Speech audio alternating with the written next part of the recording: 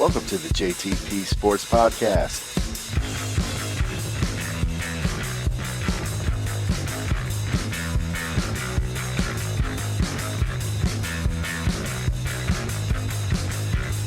We want to give a big shout out to the guys from the Black Light for the theme music intro to the show. It's available on all streaming services, and you can check them out at the Black Music on Instagram. You can also find more information for them in the pod description. Welcome to the show. We have everybody back. Ted is here. Hey. And Joey. Good afternoon, everybody. And I am Paul. We decided we needed to do a quick update episode on the quarterback list rank due to Andrew Luck's retirement and a couple of other injuries that have popped out over the last week or so. So let's get into it. Let me hear it. Let me hear about Luck and T.Y. Hilton. We had a bunch of beer bets about T.Y. Hilton between me and you guys, and now Andrew Luck retired in a crazy decision no one saw coming during the basically halftime or so of the Bears Week 3 preseason game versus the Colts. He just came out and said that he's done playing football due to injuries. I had him ranked at 3 on my QBs list, so that jacks that up. Where did you guys have Luck on your list? I had him at number 9. I had him as a top 10. 3, as we went over 3, I thought was a little lofty for obvious reasons. Looks like I was closer to the right than you were, so yeah, we're still bad. Yeah, because retired. Yeah, so he's at 0 now, and exactly. Yeah, you're closer than I am. Okay, great, that's perfect. Ted, where'd you have Luck? Yeah, so I mean, if Joey was close to being right, then I was absolutely right, because I had him down on my list at 13, and part of that... You're insane. You had him ranked under Dak Prescott. I did, and part of it was because of injuries. He's had all these injuries over his career. I didn't think he'd finish the season because of injuries. The only mistake I made was not predicting that he would even start the season because of injuries. So yeah, you're just lucky. You all had him on your list. The lists are all screwed up. Obviously, I was a lot higher than you guys were on him. I had him at 3, so that shows how stupid I am. And I also was very high on T.Y. Hilton. I thought T.Y. Hilton was going to be close to a top 10 wideout this year. I beer bet Ted. It was T.Y. versus Stephon Diggs for mini overall fantasy points, I believe. So I owe you beer because that's obviously going to go your way unless there is some kind of injury or something that happens to Diggs in Minnesota. And Joey, what was our bet? I did not touch that T.Y. Hilton thing. I kind of went back and I double checked everything, and my standpoint on that was the boom and bust nature of T.Y. Hilton. So I actually thought that T.Y. was actually going to outscore Stephon Diggs just based on that aspect of it. I think Diggs is going to be a more consistent performer overall if we go back and assume Luck was playing. But now that Luck is out, yeah, I mean, had I made a bet, you'd be providing me some cold adult refreshments as well. I definitely would. So now that Brissett is in for Indiana with Luck retiring, how do you guys feel about T.Y. Hilton this year? What do you think he does? How does he perform? Touchdowns, yards, Joey? Let's go back in time, shall we? We'll go in the old fantasy football time machine. So back in 2017, Jacoby Brissett started 15 games, and in those 15 games, T.Y. was wide receiver number 24. That's right, 24, sandwiched between Demaryius Thomas and Dez Bryant. So that season he saw 107 targets, which I believe was either the second lowest or the third lowest of his career. And of those 107 targets, he was able to wrangle in 57. So let me put that in context. We were talking about our receivers in one of our previous casts, and Tyler Lockett caught 57 out of 71 targets last year. T.Y. caught 57 of 107 targets. Must T.Y. have is been obviously some really good passes from Brissett there. Yeah, probably not so much, but we can all imagine T.Y.'s become a better and more all-around receiver. I'm not going to argue that point, but I also feel like Indianapolis is going to have some more weapons. I believe Ryan Grant was their second receiver that year. Ugh. So I think the 107 targets, while that may still be the case for T.Y., it may also get muddied because we discussed Devin Funches previously. Jack Doyle is healthy again. There's still Eric Ebron. Marlon Mack and Naheem Hines are both capable receivers out of the backfield. So to say that I see T.Y. Hilton outperforming his wide receiver 24 spot from a couple years ago, I don't know that I could say that. So can he be a top 20 receiver? Yeah, but I think the 24 to 27 range is probably where he's going to wind up.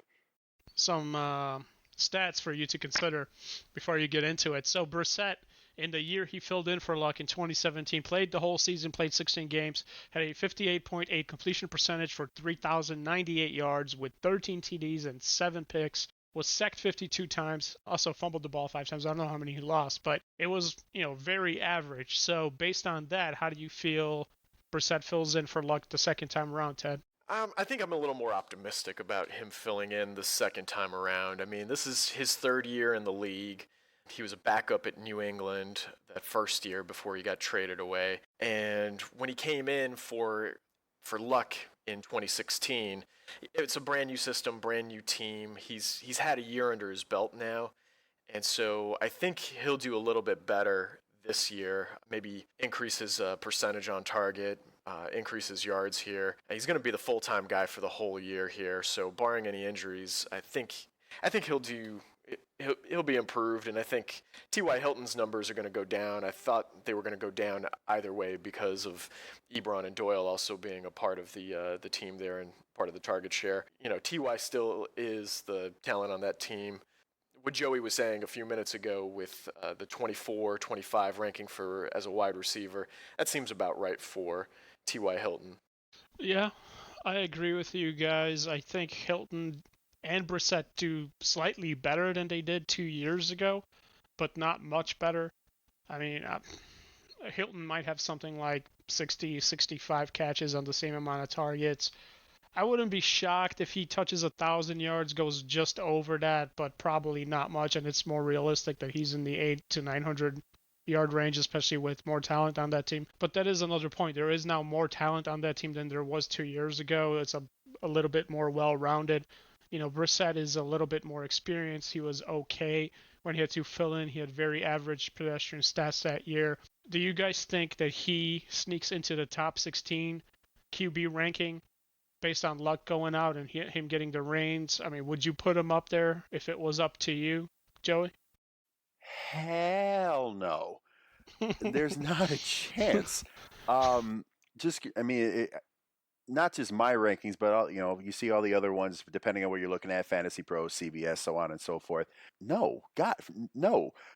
So he was number 19 a couple years ago, and I'd like to believe that the tutelage he's gotten under Frank Reich will probably help a little bit. As we alluded to, his tools are obviously going to be a little bit better. By a little bit, I mean a lot of bit than they were in the 16 games he played in 2017. But for him to leapfrog into the top 16, I mean, I don't see how he's any better than right around 19, 20, 21, just because the guys that have come in before him, because in 2017 there was no Pat Mahomes, there was no I think Deshaun Watson was hurt a lot of that year. That was his rookie year, I believe, and he was on his way to having great stats until he got hurt. So I mean, there's a guy who I'm going to mention in a minute as far as taking the top 16 spot who's poised to have a breakout year. So there's no way I can vault Jacoby Brissett into the top 16. Ted, any shot? Oh, no way. No, I've got him in the mid-20s there, mid to low 20s. Mid-20s? Mid-20s, yeah. I mean, that sounds about right. He might be in the early 20s for me, but I don't think he makes my top 16. I would just move my list up. I mean, I had, as we touched on earlier, Luck at 3, and I had Dak at 17. I think I just moved Dak up into that 16 slot and go with that. Joey, who do you move up? My boy here in Chicago, Mitch Trubisky. I had him knocking on number 16 anyway. I think based on what he did last year, a top 16 finish is not out of the question. Yeah, they've been saying how much more comfortable he is in the offense. Another year in, they're going to open it up a little more, and we discussed previously how that offense should evolve a little bit more. It would not surprise me to see Mitch as a top 12, but until I see it, there's no way I could be confident about it. But to have him at number 16, if we move everybody up that I had from 9 or 10 down to 16 up a spot. Mitch filling in at number 16 is a perfect fit for me. Just sick of Joey stealing my answers, man. I also had Trubisky on the outside looking in when we did our top 16, and so now he's right there at 16. All right, now that makes a lot of sense. I did have Mitch at, I think, 15 before, so he would be my 14 now. I agree with you guys. He's just on the outside looking in. He's probably, I do think that where everyone's sleeping on him a little bit. If he stays healthy, that offense should improve under year 2 under Nagy, but we'll see how it plays out. Let's touch on a couple of the other injuries. Lamar Miller went down for Houston, moving Duke Johnson up on the depth chart, obviously. Ted, how do you think that affects Houston? Oh, I don't know if Duke Johnson's going to be the guy there in Houston. I wonder if they're not going to go out and trade for somebody or try and sign a running back to help assist with that. I mean, certainly Duke Johnson's the guy right now. And for fantasy purposes, I mean, he would be the guy that you'd expect starting there in the early weeks. But I don't know that they're not going to make a change in the first few weeks of the season. Like I said, bringing in a trade or signing someone. Currently, they have Duke Johnson listed as the 1 and Buddy Howell behind him, with Josh Ferguson as the 3rd, and a whole bunch of dudes, before cuts come out tomorrow, I guess, officially. So we'll see how that goes. Joey, what do you think happens with the running backs in Houston? I think Ted is much like the old Cleveland Browns regime in that he's giving Duke Johnson a little less love than he deserves. The guy was capable. For whatever reason, Nick Chubb's a great running back. Let's not take anything away from him. We certainly were high on him in our last show, but I think that his skill set plays well in that kind of offense. I know nothing. I'm just going to come right out and say I know nothing about Buddy Howell. I'm not going to say anything bad about him, but I don't know enough about him to say that he's going to be able to vault Duke Johnson.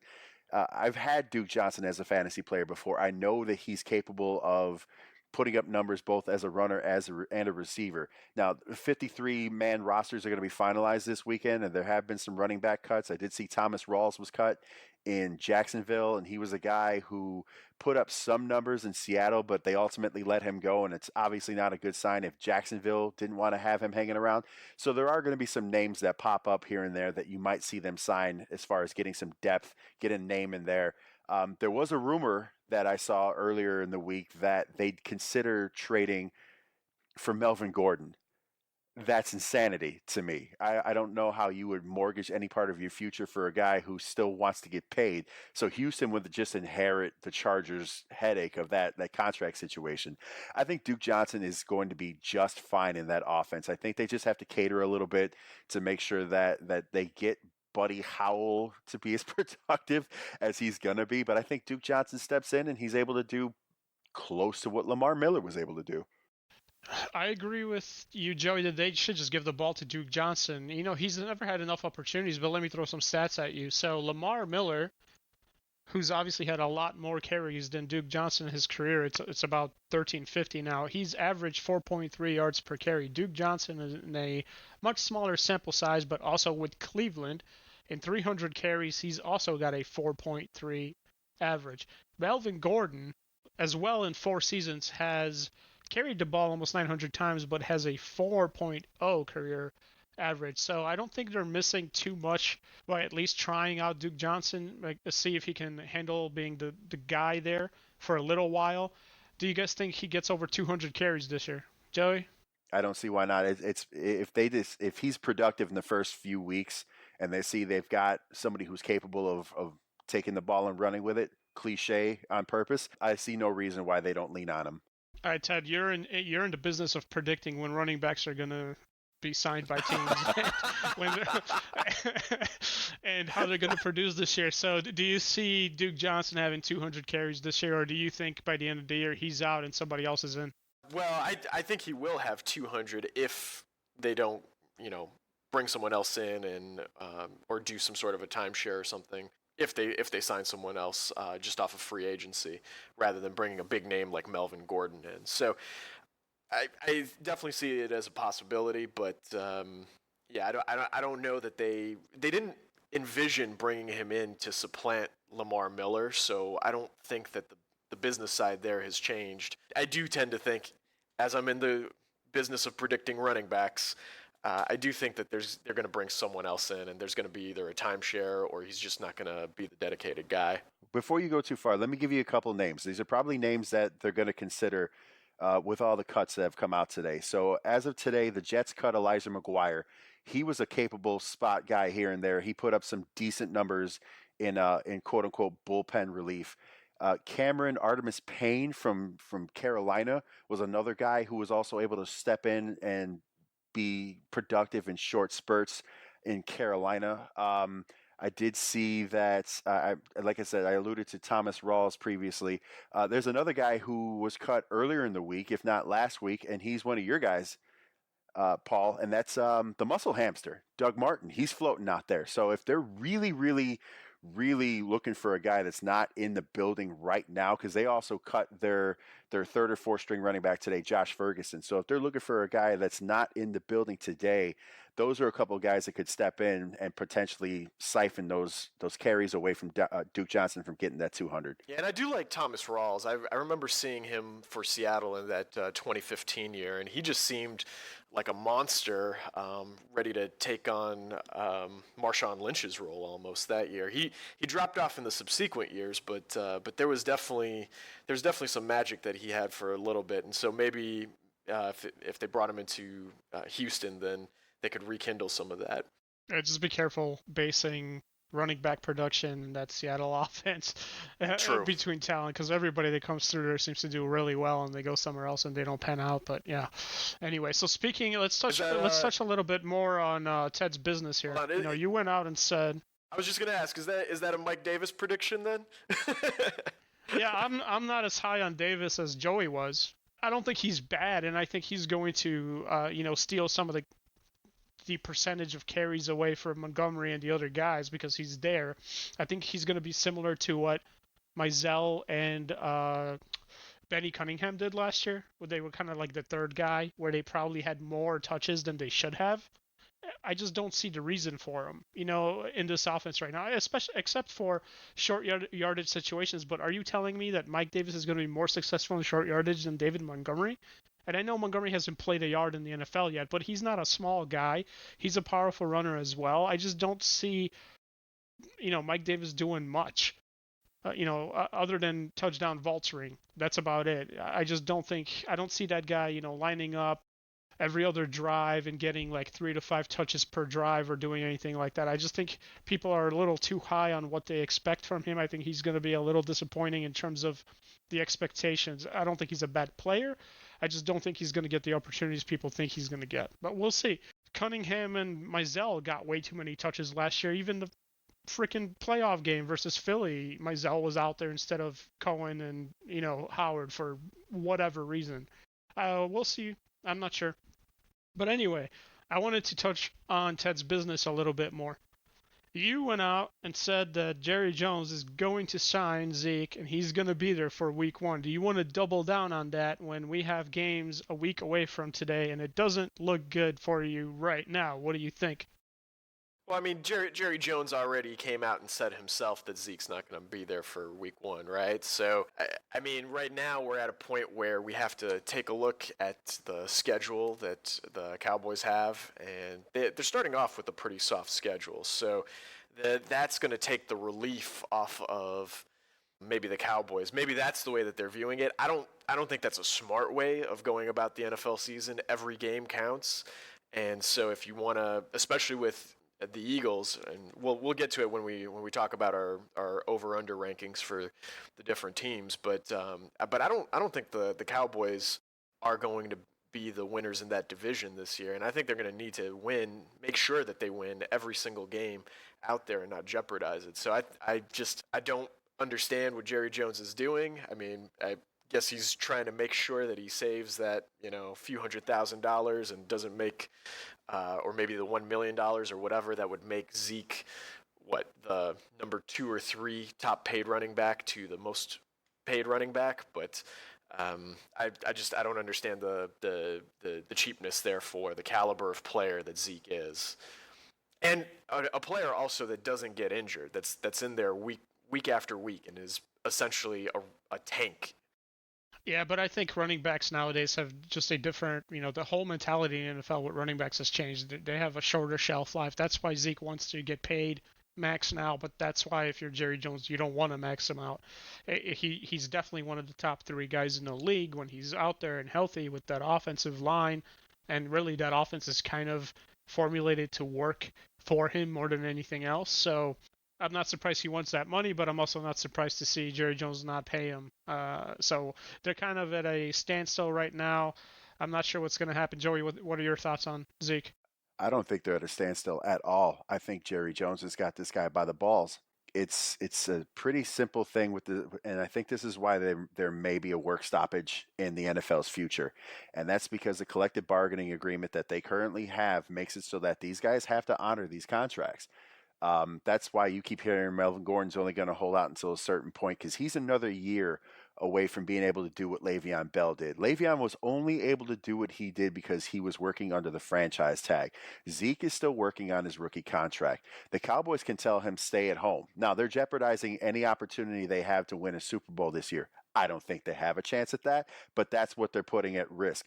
But that having been said, he still has the rest of his rookie contract, and then for him be able to do what Le'Veon did, he'd have to play another 2 years under the franchise tag. So the Cowboys have him pretty much for the next 4 years to do with as they may. So if he wants to hold out, he's going to wind up shooting himself in the foot. The Cowboys, if they're strictly making this as a business decision, are doing what's best for business. It's not great for their bottom line, and their bottom line on the field is wins and losses.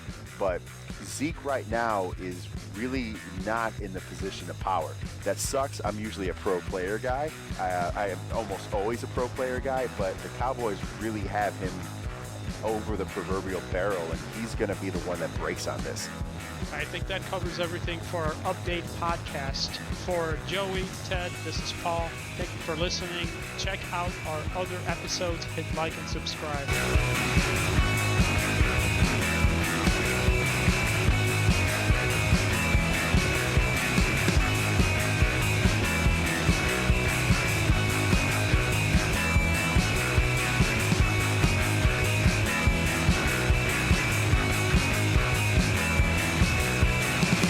Such a simple plan to follow.